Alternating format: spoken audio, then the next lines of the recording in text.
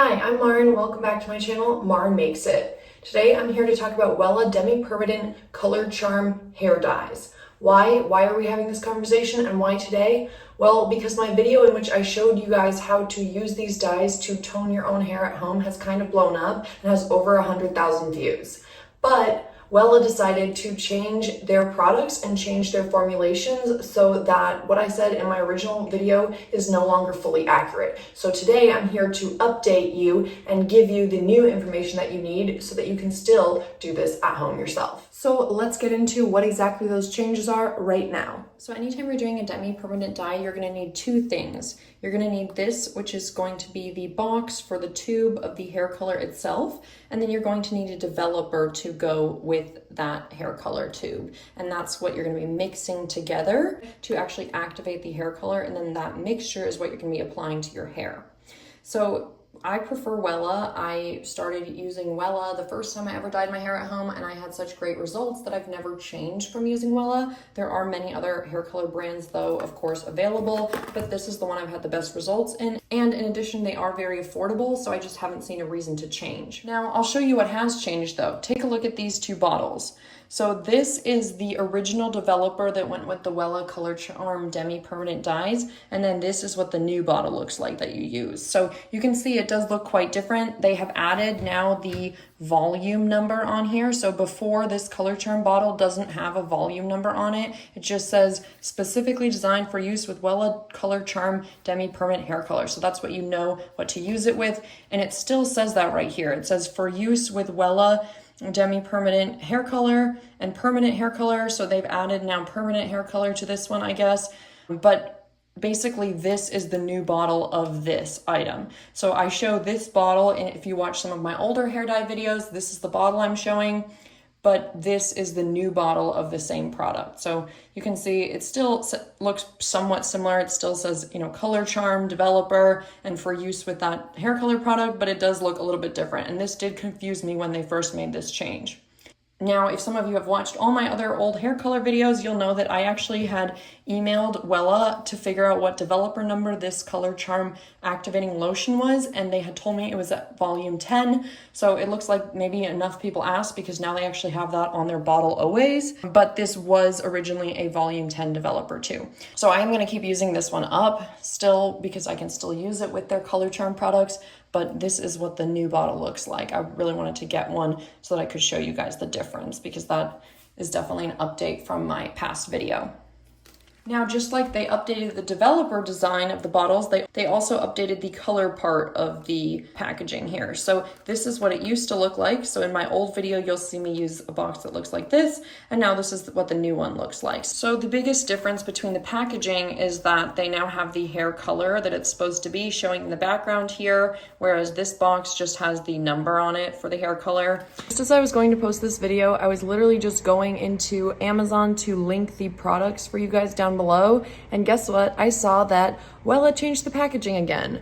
So they changed it again, but the good news is this time they didn't change any of the actual formulations, so everything else I'm saying in this video is still going to be true, but it does look quite different, so I'm going to make sure that's on the screen here for you now, so you can see that it will probably again be different when you order. Just like with the old boxes, the new boxes still have the numbers on them, and the numbers refer to the hair color levels. So in hair color, they go from 1 to 10, 10 being the most blonde that you could possibly be, and 1 being black hair color. So 6N is a dark neutral brown, and 7A is a medium ash blonde. If you want to see a couple others just to see what they're called, 10A here is called the lightest ash blonde, and a 5N here is called a light natural brown.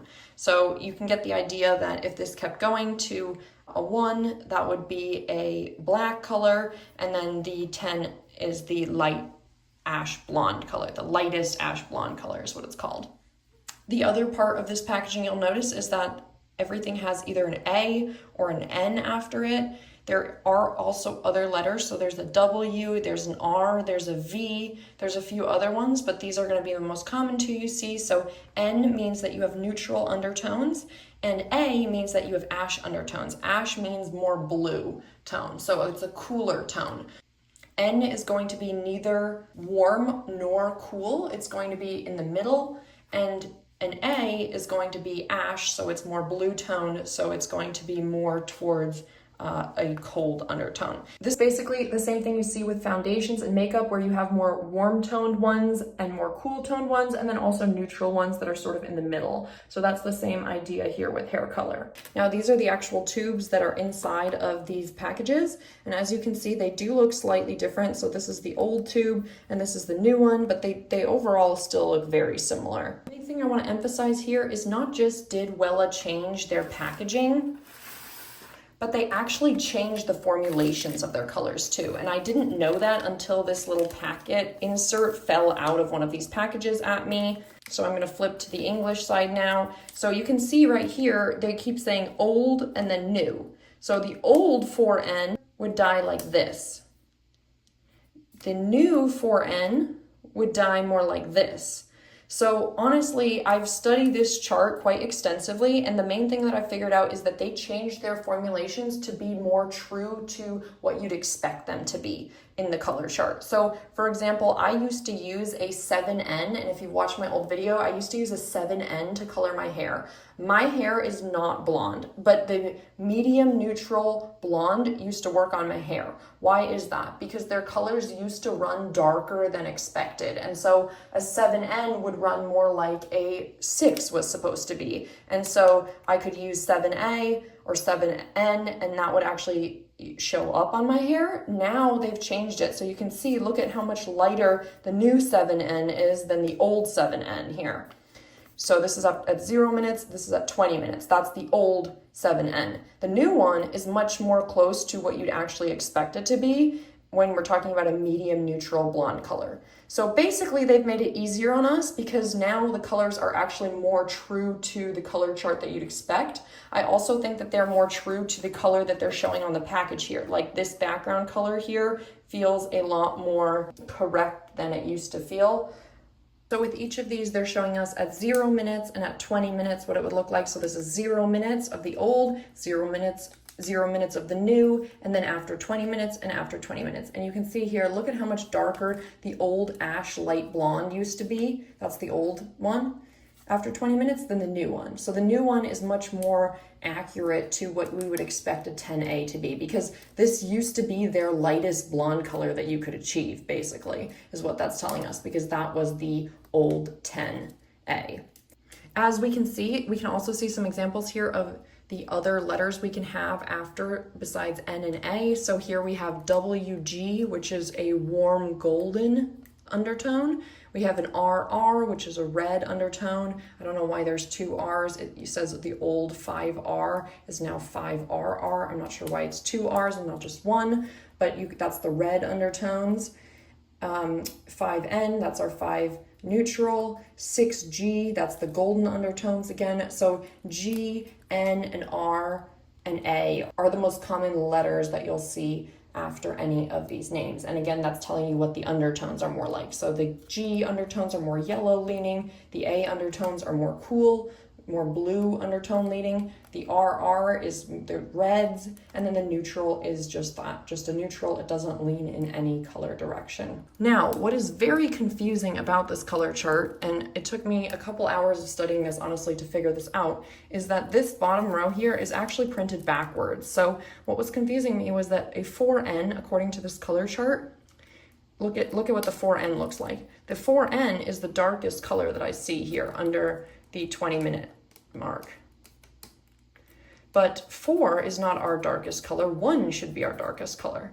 And so what I'm pretty sure they did is they printed this row in the wrong order. So actually this 1N should be over here and this one should be over here. I think they just printed this row backwards. This one was meant to be here because this is definitely more of the 4 and this is definitely more of the black, the 1N. The good news for us is that this color chart runs more true to color than ever before, so it's actually easier than ever before to figure out what color you need, since it used to be so off, like this 7A being this dark of a color.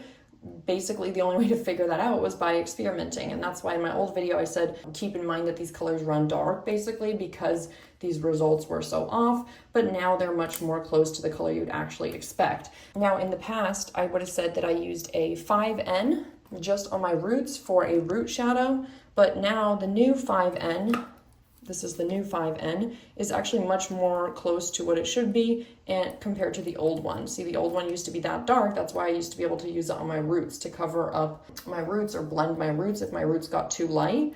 Now the 5N is actually as light as it should be. I really hope all of this is making sense. Please drop a comment down below if it's not, or if there's anything I can explain further. All of this took me a long time to learn myself, so I'm not surprised if you find it confusing, but I'm happy to help and answer any questions. As always, I just want to thank you guys so much for watching. Bye, YouTube.